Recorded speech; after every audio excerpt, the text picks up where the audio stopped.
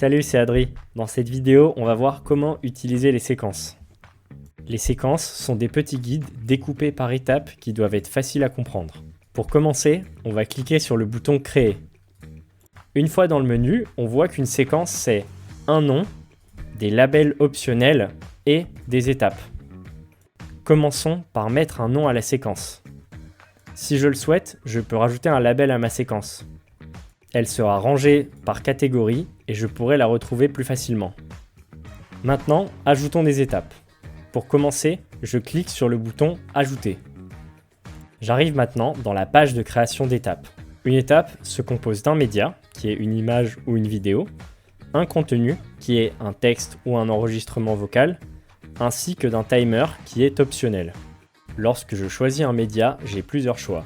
Je peux rechercher une image dans la base de données PicTalk, prendre une photo, importer une image depuis mon appareil ou une vidéo. Ici, j'ai déjà préparé mes images, alors je vais les importer depuis mon appareil. J'ajoute un contenu qui sera du texte. Une fois que j'ai fini pour cette première étape, je peux cliquer sur le bouton Ajouter pour créer la suivante. Après avoir mis toutes les étapes, je clique sur le bouton Retour en haut à gauche pour retourner au menu de la séquence. Ici, je peux voir une liste de toutes les étapes que j'ai ajoutées et je peux cliquer sur le bouton Créer et voilà, vous avez créé votre première séquence.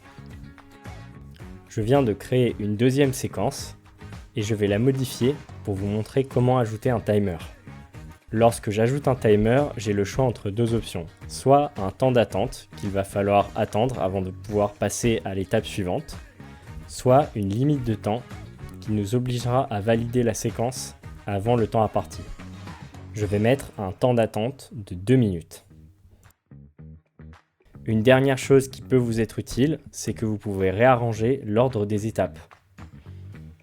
À présent, nous allons voir la fonctionnalité la plus importante. Comment lier une séquence à un événement.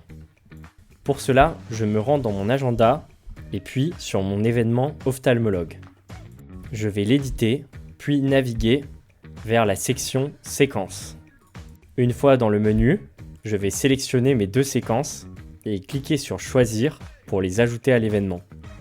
Et finalement, je clique sur enregistrer pour sauvegarder mes changements. Je vois que mes séquences apparaissent dans l'événement et je peux cliquer dessus pour l'ouvrir. Prendre ma carte de transport. Le texte de l'étape est lu automatiquement et quand je clique sur valider, ça passe à l'étape suivante. Le bouton voir toutes les étapes vous permet de naviguer à la liste des étapes et de voir si elles ont été faites ou non. Une fois que toutes les étapes ont été validées, la séquence se ferme et un indicateur vert apparaît dessus. Voilà. Maintenant, vous êtes prêt à utiliser les séquences. Si l'application vous plaît, abonnez-vous pour débloquer plus de fonctionnalités et nous soutenir.